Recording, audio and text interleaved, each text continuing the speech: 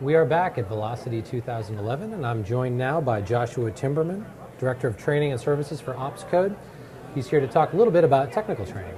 Thanks so much for being with us. Thank you. Appreciate it. Yeah. So what are the most requested chef training topics?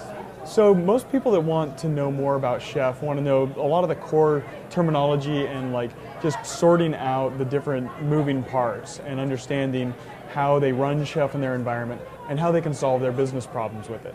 So they want to know how to install packages, how to deploy their application, how to manage users, and how to integrate their services together. So maybe they've got a database server and they've got an application server and they need to talk to each other, and they use Chef and want to know how to use Chef to do that, so that they can configure their systems automatically without having to copy and paste values out of a wiki page. Sure. And so we do a lot of focus on the strengths of Chef in the training, so that they can really get the core principles and the ideas behind it. So we can do things like use Chef's search feature to be able to search for the systems that are database masters or application servers, and be able to dynamically build infrastructure and infrastructure services for our systems.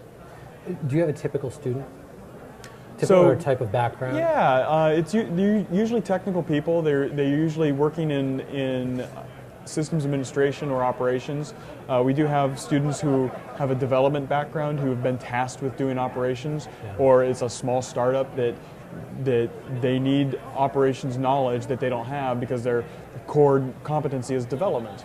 And they look to Chef to help ease them into being able to manage and run infrastructure automatically in a way that they're used to, programmatically. And the sysadmins that we get that are using Chef, they're looking more towards adopting development best practices and things like version control and these other things that have really become popular across, as web operations has taken off as an area of knowledge and expertise. These practices are coming in to be more common, and we see a lot of those people as our students. We don't get very many people that are more business oriented that are taking the training, because it's very hands-on. Sure. So the training itself is we do an hour of lecture, we do an hour of lab, or maybe an hour and a half of lab, and conversation and talking about solving problems. So people who are running the business are less interested in doing that, and they just want their problem solved, so they send their technical people to it. Sure. How do you decide on new training topics? Is there a feedback mechanism? How do you pick up on there's a need that needs to be met?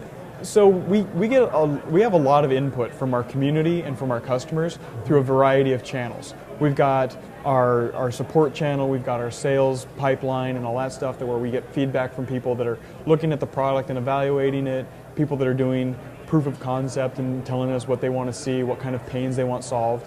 And we also have a vibrant community. Since Chef is open source, we have a great community of early adopters and users who are very technical, who want to know more and want to be able to do more with the tool, and they want to know, okay, so how do I integrate this into my application? How do I use Chef's API to be able to search for things? And we get that, and we lodge it as a we use Agile for our development team and my services team, and we have a product backlog of those items, and so we will add those items into the training material and get that across the whole thing, so we can make sure that we cover it when we get to training. It's like there's this new thing that people want to be able to do with infrastructure, and so like maybe there's a new cloud service provider, and we want to be able to cover that in our training.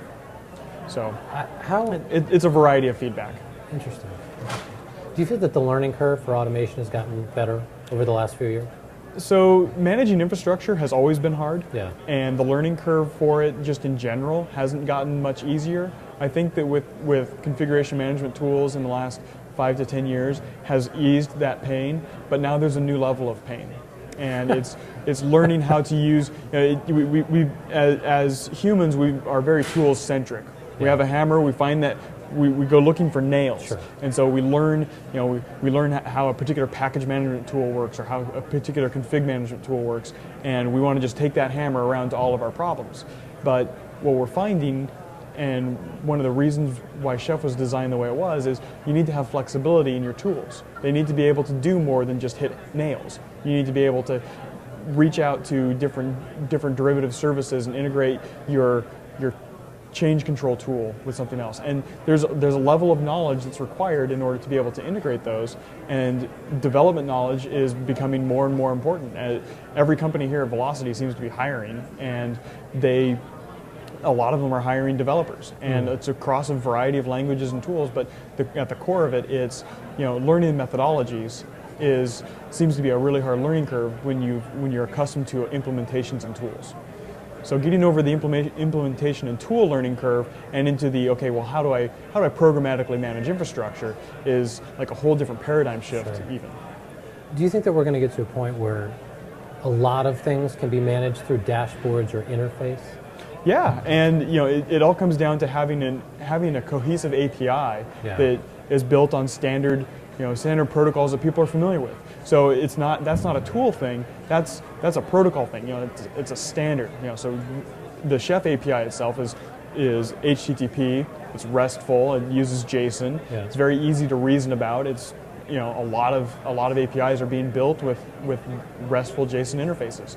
So it makes it very, very easy to integrate that across systems and then build things like dashboards. We've seen customers that have built their own rewritten AWS console that's focused on just the problem they're trying to solve and using it with Chef. And like Cloud Foundry came out and they're like, I've already got that. They already built something with that. They're able to take the tool that has this API and be able to build their dashboard for it. And we've worked with some companies that do monitoring solutions that the monitoring tool can detect that a system is down, and if it's AWS or Rackspace Cloud or something, they can reprovision a new instance to replace it, and the monitoring just automatically handles it. Yeah. And that's all dashboard driven. There's no code needed by the operators that are the first line support, so they can just click the button and deploy a new system, and they don't have to page the guy that built it in the middle of the night anymore. So, and I'm sure he appreciates that. Yeah. He does. So last question for you. I read that you use Chef to manage your own computer. I do. Is that right? So I do. Do you think that automation and management is going to trickle down to a consumer level, or is this more of a I think that